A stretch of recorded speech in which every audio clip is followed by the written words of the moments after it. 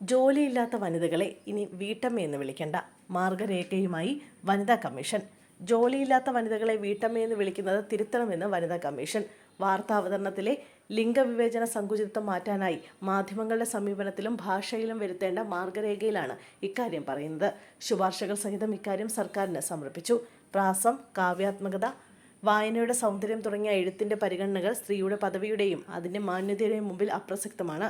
വളയിട്ട കൈകളിൽ വളയം ഭദ്രം പോലെ ഏത് തൊഴിലായാലും സ്ത്രീകൾ രംഗത്തേക്ക് വരുമ്പോൾ വളയെ കൂട്ടുപിടിക്കുന്ന തലക്കെട്ടുകൾ ഒഴിവാക്കുക എന്നും സ്ത്രീകൾ തീരുമാനമെടുത്ത് ചെയ്യുന്ന കാര്യങ്ങൾ കുഴപ്പത്തിലാകുമ്പോൾ പെൺബുദ്ധി പിൻബുദ്ധി തുടങ്ങിയ പ്രയോഗം അല്ലെങ്കിലും പെണ്ണ് ചെയ്തതുകൊണ്ടാണ് ഇങ്ങനെയൊക്കെ സംഭവിച്ചത് എന്ന് വായനക്കാരെ തോന്നിപ്പിക്കുന്ന തരത്തിലുള്ള അവതരണം തുടങ്ങിയവയും ഒഴിവാക്കണമെന്നും നൽകിയ ശുപാർശയിൽ വ്യക്തമാക്കിയിട്ടുണ്ട്.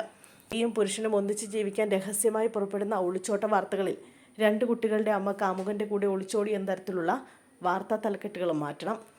പാചകം, വൃത്തിയാക്കൽ, ശിശു സംരക്ഷണം തുടങ്ങിയവ സ്ത്രീകളുടെ കടമയാണെന്നും വിദ്യാഭ്യാസം, ആരോഗ്യം, നിക്ഷേപം, സൈനിക സേവനം തുടങ്ങിയവ പുരുഷന്റെ കടമയാണെന്നും മറ്റുള്ള ചിത്രീകരണവും ഒഴിവാക്കണം. ലൈംഗിക ചുവയുള്ള തലക്കെട്ടുകളും ഒഴിവാക്കണം.